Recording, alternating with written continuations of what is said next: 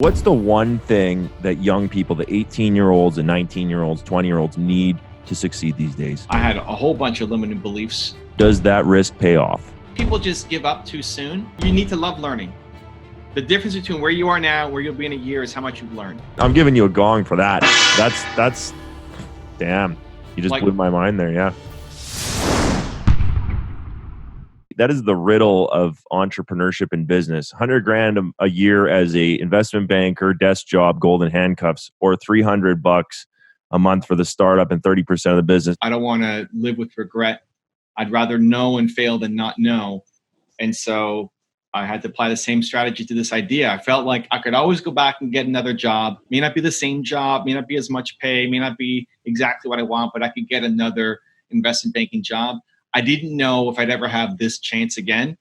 And so I didn't want to be at the end of my life and look back and say I regret not taking that shot. So yeah, I have two regrets in life: that which I didn't do and that which I didn't do soon enough. You take the $300 a month job, and you go in there and you start slugging it out. Now, does that risk pay off? Eventually, but not in the first year. In the first year, we struggled, we suffered, we didn't know what we were doing. I had a whole bunch of limiting beliefs, like I was too young. You know, I'm 19, I'm too young, I can't do this. Science was my worst subject growing up. I dropped it as soon as possible. I can't sell scientific software. All of these things that I didn't know. It's my first business. Like, you don't know what you're doing the first time you do anything. So all these things I sucked with. And then eventually, the worst day of my life, I told my partner that I quit. I told him I quit. I can't do this anymore. I was getting up every day and working my face off and not getting any results. You know, I could understand if I wasn't doing the grind, but it was every day, like all day grind and nothing. Like, what's happening? I got to feel like I'm have worth as a human. And so I told my partner that I quit. And then I woke up the next day and said, I can't quit yet. I haven't given it everything. I don't want to live with regret, right? That message kept coming back. And so I said, I have to find a different way to stand. You know, like I'm going to keep going, but I can't keep doing the same thing I've been doing because it's just not working. So I had a software company and I thought, who's built a successful software company before? Like, somebody had to figure this out before. You know, Bill Gates, the first guy. Gates. Yeah. So I looked at Bill Gates. Like, I don't know, Bill Gates. Like, I'm at the bottom, dude. I would learn from anybody. But Bill Gates was the only guy that came to mind. So I researched Bill Gates, and he built his company through partnerships. And so I applied that strategy to my business and soon closed my first deal for $13,500. Tell me about your YouTube channel, Evan. It's very, very impressive that you've done 1 million subs in the entrepreneurship space. Because a lot of entrepreneurship channels, you know, it's not like you're like eating French fries, like doing like a mukbang thing, or you're like, you know, doing ASMR videos or kitty videos or makeup videos. Like, you got entrepreneurship. That's a high dollars per eyeball kind of space, and you got 1 million subs. Tell me how that happened. It happened because I just wanted to share the message. I mean, I think if you look at my early stuff, it's a mix of me telling stories of famous entrepreneurs and what you can learn from their success. My first video was on Walt Disney, and here's things you can learn from him. It was a different game, but why I got into it was not with huge ambitions yet. I just like tasting stuff. I want to taste it. I want to try it. And then if I like it, I'll stay in it, and then I'll turn it into something amazing. But at the beginning, I expect it to be messy. I expect no results. And I just want to see if I love it or not. How has the YouTube game changed? Because I think you're probably one of the few guys who's cracked the code on that. I think people just give up too soon. Look at everybody and look at the consistency and look at the volume of content. It's been this consistent growth. The more you are in the platform, the bigger difference it makes. Look at my Instagram. I started last year with 6,000 followers. I'm at 160 now. Because I took it seriously. I mean, it took me 6 years to get to the first 6,000 because I never took it seriously, because it was just throwaways. Like, okay, I'm posting this here, so like, let's just put something there. It was decent, but it wasn't never like I need to have an Instagram strategy. I focused on it hard probably about a year ago, and now we're 160 and growing at just under 1,000 a day on my Instagram. If you want to have success on YouTube, you need to make content that is geared towards it.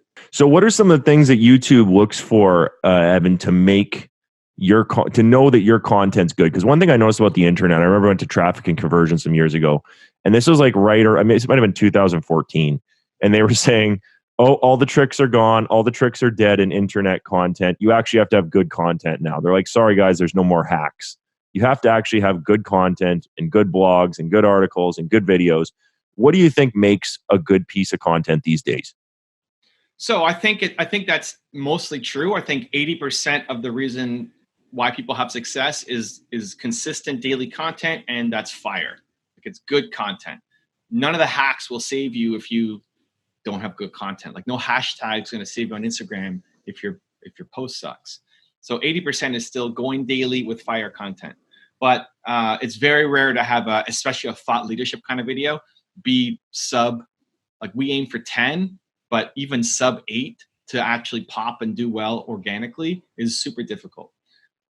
So now, how do you make that first minute interesting? Like, if you just release this video as is, your rate would be super low in your first minute. Because what are we talking about? Hey, it's this guy Evan, and hey, great, gone, bye. Right. Like, but meanwhile, there's gongs happening somewhere in this episode, right? Yeah. That then you want to do a preview at the beginning. Right. So it's all about the bumper, the preview, the intro, and the outro where you send them to the next thing. That's super interesting. Now, you're from Toronto, Evan, and another guy who's from Toronto, I'm sure you heard of, is Jordan Peterson. He's a big guy from Toronto, huge on the internet. Yeah. I saw him speak last summer in July, and he said, like, you know, his movement, his phenomenon would have never existed prior to YouTube, because I guess YouTube opened up the long form content game. And, you know, he said, like, without YouTube or without long form content, and without, you know, us having the bandwidth to enjoy long form content, that would never happen. Do you think that's something? Do you think there's kind of a long form revolution going on right now? I mean, I've talked about Jordan a lot.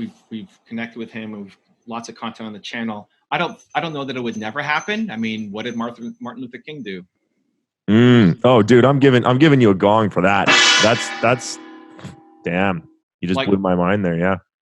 That was all long form content, but it was him speaking at churches across America and on street corners and barbershops, and, you know, people need long form content. They like it. What do you think about the announcement? I saw the announcement the other day. Instagram wants to take off likes and engagement on their posts. What do you think about that kind of thing?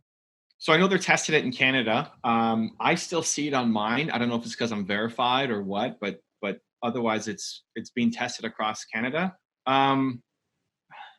You adjust, man. Like, it's not the end of the world. If that's how the platform is, great. Then you play to it. You know, people. I love changes to the algorithms on all the various platforms, because while everybody who loved likes as the primary target is complaining and moaning and freaking out and like wants it to go back, I'm pumped. Like, hey, this is your chance to crush everybody who's ahead of you. I'm giving you the gong for that. Oh, Evan. I love it. Evan, we're heating up here, dude. We're heating up. I said we're heating up. The gongs are heating up right now. The gongs. I think the next time there's a YouTube algorithm update, it's amazing. That's your chance to win. Like, okay, what's the new thing that they value now? I'm going to go all in on learning that new thing while all the dinosaurs ahead of me are complaining about the way it used to be. So where do you think social media is going in the future? I don't know, man. I mean, I'm trying to crush what is more than what will be in 5 years. I think there's still too much white space for what I'm doing right now. I mean, I have 2 million almost on YouTube. I want to hit 10. You know, I think if you can make people feel through your content, right? Like, people should watch your show and feel like they want to go off and grind.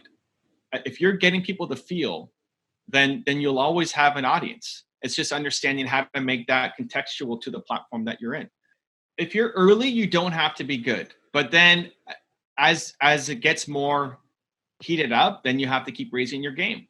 I was talking to a vlogger who's been vlogging for a long time on YouTube. He says, "Man, I used to be so good. I used to get so much growth, and I felt really into it, and now I'm just, my channel is stagnant."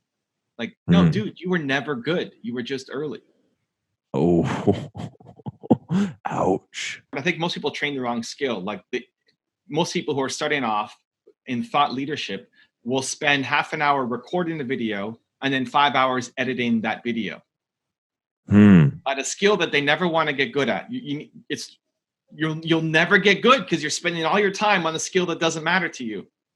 Oh man, I'm just having a moment here. I love that. Spending your time on the skill that doesn't matter. Yeah. Wow. You need to love learning. The difference between where you are now, where you'll be in a year, is how much you've learned. And so you need to learn, but in the style that works best for you. So Evan, final question today. What's the one thing that young people, the 18-year-olds and 19-year-olds, 20-year-olds need to succeed these days? I think they just need to try more, taste more, test more. I think people lock themselves into a career too soon. How do you know your favorite food without trying it? Like, do you like sushi? I don't know. You got to try it. You can't think your way through liking sushi. You have to take a bite and then you see. And so you need to go off and taste and try, and you need to fill your head with positivity and people who make you feel like you can go off and accomplish those things. Don't lock yourself in on something before you know that that's the thing for you. If you want to book a one-on-one interview with me for your channel, I promise I'm going to give you the best energy, motivation, ideas, strategies that I have. I have a free and a paid option. Go check out the link right there next to me to book your time. I'll see you there.